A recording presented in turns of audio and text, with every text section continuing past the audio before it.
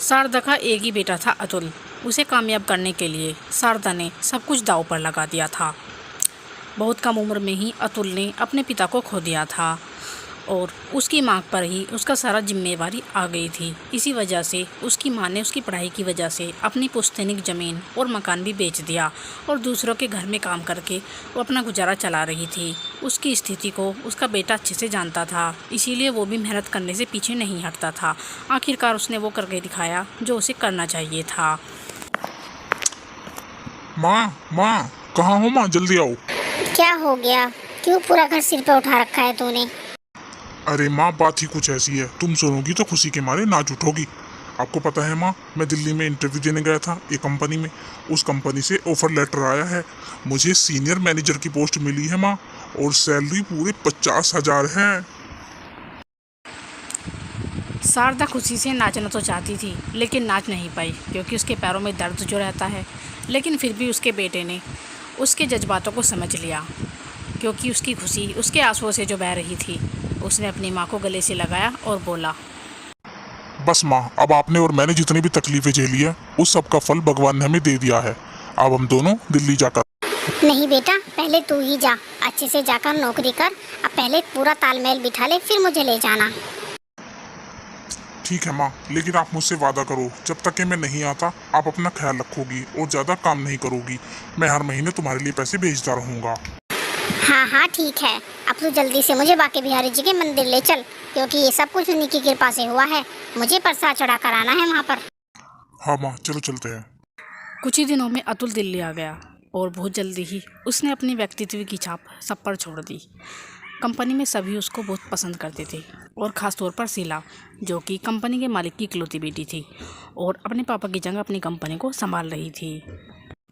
Wow, very nice Atul, आपने company के लिए बहुत कुछ किया है। आपने तो हमारी कंपनी को बिल्कुल नंबर 1 पर ला दिया है। Thanks a lot ma'am. सिर्फ थैंक्स से काम नहीं चलेगा, आपको मुझे ट्रीट देनी पड़ेगी। जी मैम, मैं ट्रीट। इसमें इतना घबराने की क्या बात है? हमारी कंपनी के बराबर में एक रेस्टोरेंट है, बस वहाँ पर 1 कप कॉफ़ी पिला देना। बस वही मेरे लिए काफ़ी है।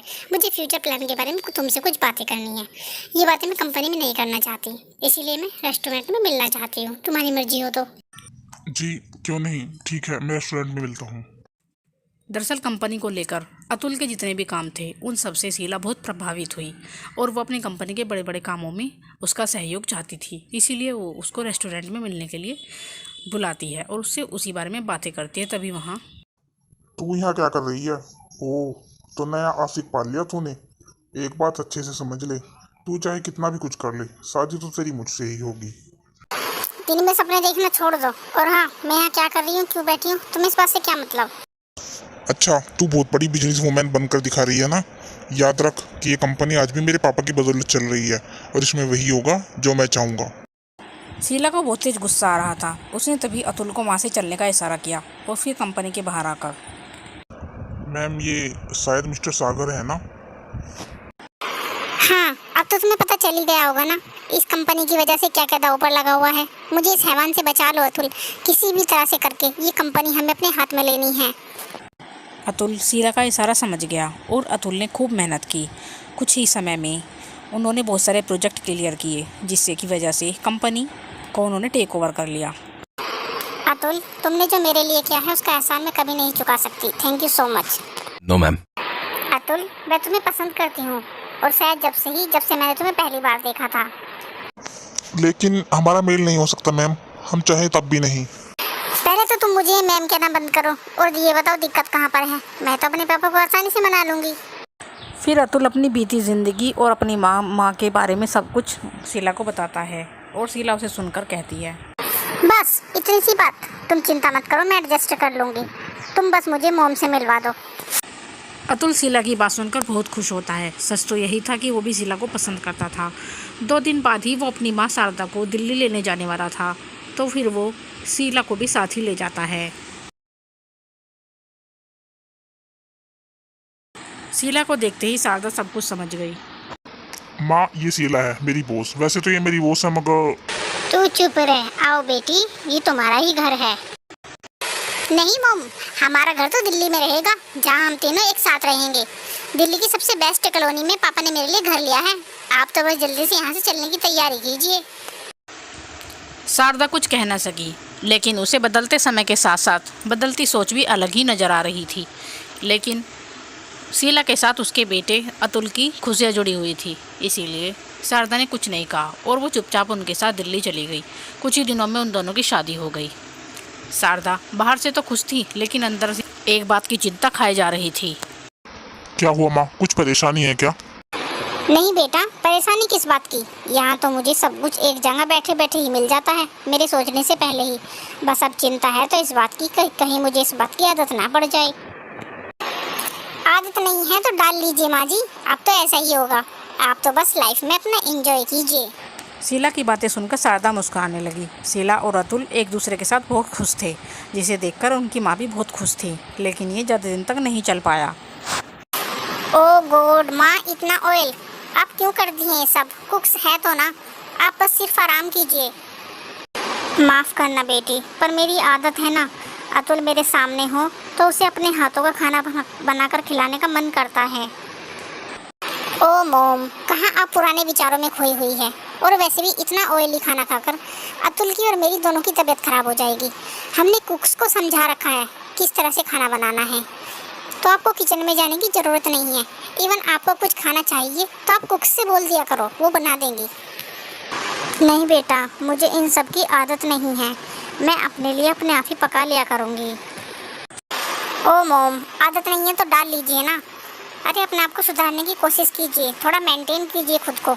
इतने अमीर घर से आपका रिश्ता जुड़ा है, कम से कम कुछ तो समझने की कोशिश कीजिए। और जो कपड़े मैंने मंगवाए थे वो क्यों नहीं पहनती हो आप? बेटा वो कपड़े, वो मुझे एक्चुअली गलती मेरी और अतुल की है। हम आपके लिए कितना भी कुछ कर ले, लेकिन आप खुद को बदलना ही नहीं चाहती। वैसे गलती आपकी भी नहीं है, जब किसी गरीब को एकदम इतना सारा माल और प्रॉपर्टी दिखती है तो उसे विश्वास ही नहीं हो पाता।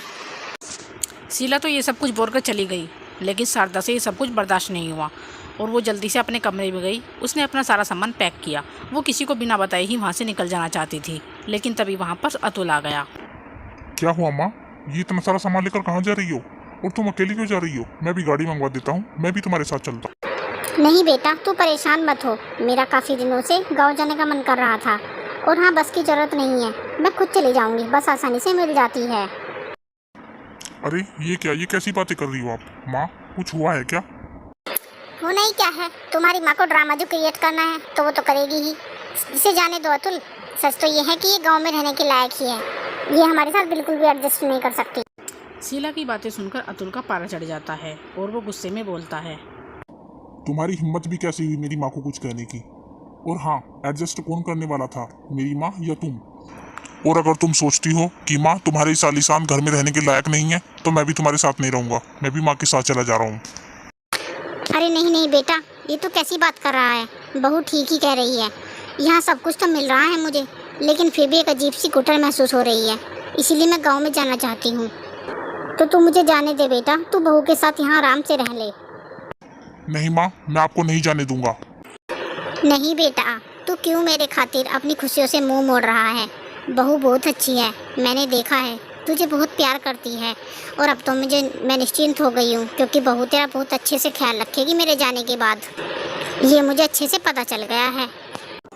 इतना कहकर शारदा बेसुध होकर नीचे गिर गई। ये देखकर अतुल और शीला उसके पास गए, लेकिन अब कुछ नहीं हो सकता, उसे आज जाना ही था। ये बात अलग है कि वो अब इस दुनिया से ही चली गई थी। अतुल फूट फूट कर रो रहा था और शीला भी अब रोने लगी। उसे शायद शारदा की कीमत का एहसास अब हो रहा था।